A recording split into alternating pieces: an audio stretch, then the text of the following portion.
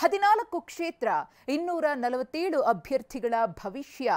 ಅಷ್ಟಕ್ಕೂ ನಾಳೆ ಬೆಳಗಾಗ್ತಾ ಇದ್ದಂತೆ 14 ಕ್ಷೇತ್ರಗಳಲ್ಲಿ ಮತದಾನ ನಡೆಯಲಿದೆ. ಬೆಂಗಳೂರಿನ 4 ಕ್ಷೇತ್ರಗಳಲ್ಲೂ ವೋಟಿಂಗ್ ನಡೆಯಲಿದ್ದು ಎಲ್ಲ ಸಿದ್ಧತೆ ಪೂರ್ಣಗೊಂಡಿದೆ. ಹೈ ವೋಲ್ಟೇಜ್ ಕಣವಾಗಿರುವ ಬೆಂಗಳೂರು ಗ್ರಾಮಾಂತರದಲ್ಲಿ ಬಿಗಿ ಭದ್ರತೆ ಹೆಚ್ಚಾಗಿದೆ.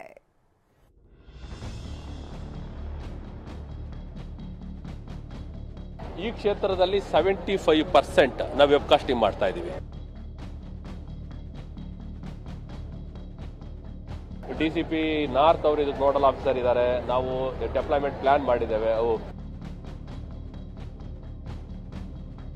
ಯುದ್ಧ ಮತಯುದ್ಧ. ನಾಳೆ ಬೆಳಗಾಗ್ತಿದ್ದಂತೆ ರಾಜ್ಯದ 14 ಕ್ಷೇತ್ರಗಳಲ್ಲಿ ಮತ ಸಮರ ನಡೆಯಲಿದೆ. ಒಂದು ತಿಂಗಳಿಂದಲೂ ನಾಯಕರ ಭಾಷಣ, ಹೇಳಿಕೆ, ಭರಪೂರ ಭರವಸೆ ಕೇಳಿರೋ ಮತದಾರ ನಾಳೆ ತನ್ನ ಹಕ್ಕು ಚಲಾಯಿಸಲಿದ್ದಾನೆ. ಇದಕ್ಕಾಗಿ 14 ಕ್ಷೇತ್ರಗಳಲ್ಲಿ ಎಲ್ಲಾ ಸಿದ್ಧತೆ ಪೂರ್ಣಗೊಂಡಿದ್ದು ಮತಯಂತ್ರಗಳು ಮತಗಟ್ಟೆ ತಲುಪಿವೆ.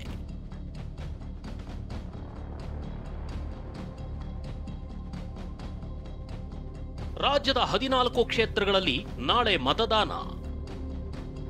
ಬೆಂಗಳೂರಿನ 4 ಕ್ಷೇತ್ರದಲ್ಲೂ ವೋಟಿಂಗ್. ಹಳ್ಳಿಗಳಲ್ಲೂ ಪ್ರಚಾರ, ಬೀದಿ ಬೀದಿಯಲ್ಲೂ ಕ್ಯಾಂಪೇನ್.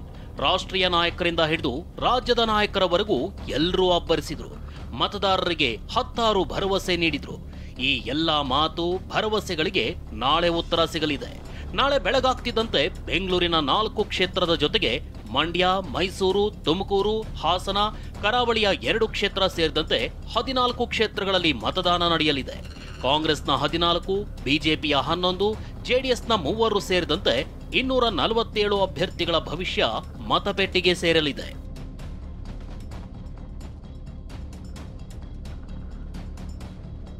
ನಾಳೆ ಬೆಳಗ್ಗೆ 7ರಿಂದ ಸಂಜೆ 6 ಗಂಟೆವರೆಗೂ ಮತದಾನಕ್ಕೆ ಅವಕಾಶ ಇದೆ. ಮತದಾರರ ಗುರುತಿನ ಚೀಟಿ ತೋರಿಸಿ ವೋಟಿಂಗ್ ಮಾಡಬಹುದಾಗಿದೆ. ವೋಟರ್ ಐಡಿ ಇಲ್ಲದೆ ಇದ್ರೆ Aadhaar card, PAN card, MNREGA card, bank passbook, driving licence ಸೇರಿದಂತೆ ಸರ್ಕಾರಿ ಗುರುತಿನ ಚೀಟಿ ತೋರಿಸಿ ಕೂಡ ಮತದಾನ ಮಾಡಬಹುದಾಗಿದೆ.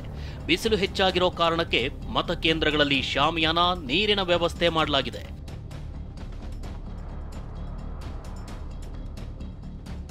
ಬೆಂಗಳೂರಿನಲ್ಲಿ 1 ಕೋಟಿ ಮತದಾರರಿಂದ ವೋಟಿಂಗ್. ನಗರದಲ್ಲಿವೆ 2003 ಸೂಕ್ಷ್ಮ ಮತಗಟ್ಟೆಗಳು. ಇನ್ನು ಬೆಂಗಳೂರಿನ 4 ಕ್ಷೇತ್ರ ವ್ಯಾಪ್ತಿಯಲ್ಲಿ ಬರೋಬ್ಬರಿ 1.1 ಕೋಟಿ ಮತದಾರರಿದ್ದಾರೆ. ನಗರದಲ್ಲಿ 8,984 ಮತಗಟ್ಟೆ ಸ್ಥಾಪನೆ ಮಾಡಲಾಗಿದ್ದು 4,492 ಮತಗಟ್ಟೆಗಳಲ್ಲಿ ವೆಬ್ಕಾಸ್ಟಿಂಗ್ ವ್ಯವಸ್ಥೆ ಮಾಡಲಾಗಿದೆ. ಇನ್ನು ಬೆಂಗಳೂರಿನ 2,003 ಮತಗಟ್ಟೆಗಳು ಸೂಕ್ಷ್ಮ ಅಂತ ಗುರುತಿಸಲಾಗಿದೆ.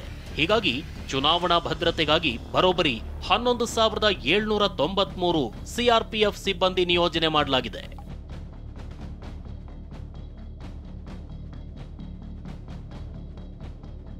ಭದ್ರತೆ ಎಲ್ಲ ಆಗಿದೆ. ನಮ್ಮ ಡಿಸಿಪಿ ನಾರ್ತ್ ಅವರು ಇದಕ್ಕೆ ನೋಡಲ್ ಆಫೀಸರ್ ಇದ್ದಾರೆ. ನಾವು ಡೆಪ್ಲಾಯ್ಮೆಂಟ್ ಪ್ಲಾನ್ ಮಾಡಿದ್ದೇವೆ. ಪೊಲೀಸ್ ಡೆಪ್ಲಾಯ್ಮೆಂಟ್ ಪ್ಲಾನ್ ಮಾಡಿದ್ದೇವೆ.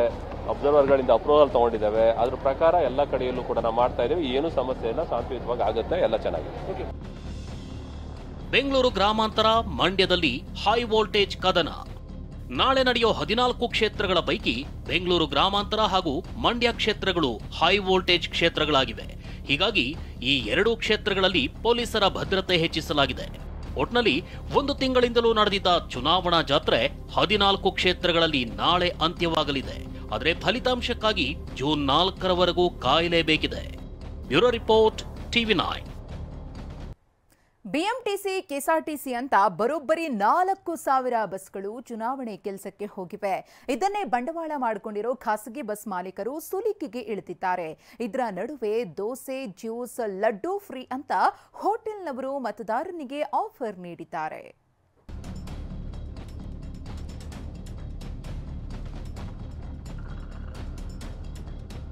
ಹತ್ತು % ಮಾತ್ರ ಬಸ್ ಇದ್ದಾವೆ. 10% ಮಾತ್ರ ಬಸ್ ಇದ್ರೆ ಪ್ರಯಾಣಿಕರು ದುಡ್ಡು ಕೊಡೋದಿಲ್ವಾ?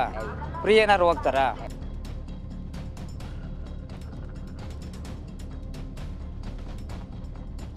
ಬೆಳಗಾಗ್ತಿದ್ದಂತೆ ಮತದಾನ ನಡೆಯುತ್ತೆ. ಬಿಎಂಟಿಸಿ, ಕೆಎಸ್ಆರ್ಟಿಸಿ ಸೇರಿದಂತೆ ಸರ್ಕಾರಿ ಸಾರಿಗೆ ಬಸ್ಗಳೆಲ್ಲ ಚುನಾವಣೆ ಕೆಲಸಕ್ಕೆ ಹೋಗಿವೆ. ರೋಡ್ಗಳೆಲ್ಲ ಖಾಲಿಯಾಗಿರೋದೇ ಖಾಸಗಿ ಬಸ್ ಮಾಲೀಕರಿಗೆ ಬಂಡವಾಳ ಆಗಿದೆ. ಮತ್ತೊಂದೆಡೆ ನಾಳೆ ವೋಟ್ ಮಾಡೋರಿಗೆ ಹೋಟೆಲ್ನವರು 10 ಆಫರ್ ಘೋಷಣೆಗಳನ್ನ ಮಾಡಿದ್ದಾರೆ.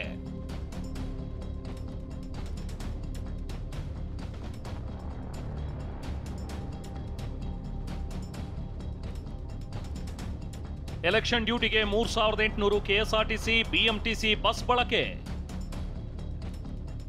ಸರ್ಕಾರಿ ಸಾರಿಗೆ ಇಲ್ಲದಕ್ಕೆ ಖಾಸಗಿ ಬಸ್ಗಳಿಂದ ಸುಲಿಗೆ.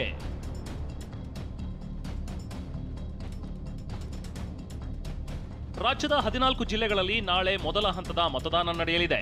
ಮತಯಂತ್ರ ಸಾಗಾಟ, ಸಿಬ್ಬಂದಿ ಕಳಿಸಲು ಆಯೋಗ ಸರ್ಕಾರಿ ಬಸ್ಗಳನ್ನ ಬಾಡಿಗೆಗೆ ಪಡೆದುಕೊಂಡಿದೆ.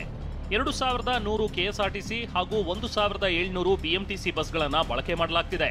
ಈಗಾಗಲೇ ಬಸ್ಗಳು ಕರ್ತವ್ಯಕ್ಕೆ ತೆರಳಿದ್ದು ಇಂದು ನಾಳೆ ಸರ್ಕಾರಿ ಸಾರಿಗೆ ಸೇವೆಯಲ್ಲಿ ವ್ಯತ್ಯಯವಾಗಲಿದೆ. ಸರ್ಕಾರಿ ಬಸ್ಗಳು ಇಲ್ಲದೆ ಇರೋದೇ ಖಾಸಗಿಯವರಿಗೆ ಹಬ್ಬವಾಗಿದೆ. ಮತದಾನಕ್ಕಾಗಿ ಜನ ಬೆಂಗಳೂರಿನಿಂದ ತಮ್ಮ ಊರಿನತ್ತ ಮುಖ ಮಾಡ್ತಿದ್ದು ಖಾಸಗಿ ಬಸ್ಗಳಿಗೆ ಬೇಡಿಕೆ ಹೆಚ್ಚಾಗಿದೆ. ಹೀಗಾಗಿ ಹೆಚ್ಚಿನ ಸಂಖ್ಯೆಯಲ್ಲಿ ಬಸ್ಗಳು ರಸ್ತೆಗೆ ಇಳಿದಿವೆ.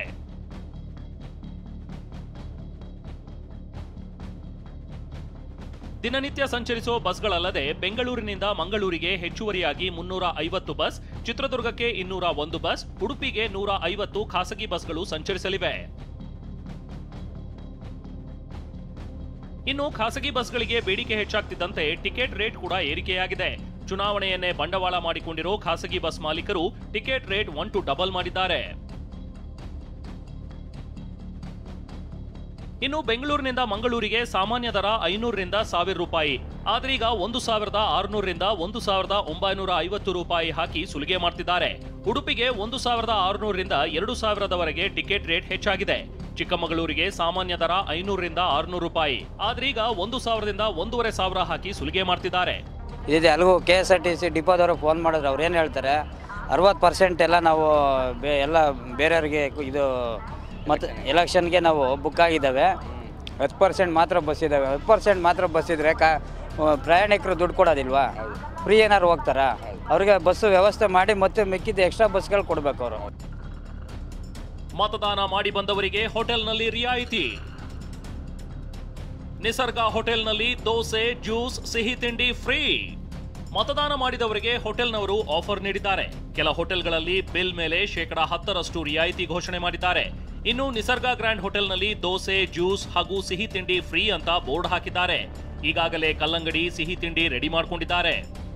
ನಾಳೆ ಯಾರು ವೋಟ್ ಹಾಕಿ ಬಂದು ಇಂಕ್ ತೋರಿಸ್ತಾರೋ ಅವರಿಗೆ ಒಂದು ಬೆಣ್ಣೆಕಾಲಿ ದೋಸೆ, ಒಂದು ಗೀ ಲಾಡು ಮತ್ತು ಒಂದು ಬೇಸಿಗೆ ಆಗಿರೋದ್ರಿಂದ ಒಂದು ತಂಪು ಪಾನಕವನ್ನು ಫ್ರೀಯಾಗಿ ಕೊಡ್ತಾ ಇದ್ದೀವಿ. 2019 ಲೋಕಸಭೆ ಚುನಾವಣೆಯಲ್ಲೂ ಮಾಡಿದ್ವಿ, 2023ರಲ್ಲೂ ಮಾಡಿದ್ವಿ. ಒಂದು ಉತ್ತಮವಾದ ಜನರಿಂದ ಒಂದು ಸ್ಪಂದನೆ ಬಂತು. ಜಾಸ್ತಿ ಜನ ಆಗ್ಬೋದು ಅಂತೇಳಿ ಒಂದು ಪ್ರಿಪರೇಷನ್ ಮಾಡ್ಕೊಂಡಿದ್ದೀವಿ. ಬೆಂಗಳೂರಲ್ಲಿ ಹೆಚ್ಚಿನ ಪ್ರಮಾಣದ ವೋಟ್ ಆಗಬೇಕು ಅನ್ನೋದೇ ನಮ್ಮ ಉದ್ದೇಶ. ಒಟ್ನಲ್ಲಿ ಪ್ರತಿ ಚುನಾವಣೆಯಲ್ಲೂ ಬೆಂಗಳೂರಿನಲ್ಲಿ ಮತದಾನ ಕಡಿಮೆಯಾಗ್ತಿದೆ. ಈ ಬಾರಿಯಾದರೂ ಬೆಂಗಳೂರಿನ ಮತದಾರ ಪ್ರಭುಗಳು ಮನೆಯಿಂದ ಹೊರಬಂದು ವೋಟ್ ಮಾಡಬೇಕಿದೆ. ಕಿರಣ್ ಸೂರ್ಯ ಜೊತೆ ವಿನಾಯಕ್, TV9 ಬೆಂಗಳೂರು.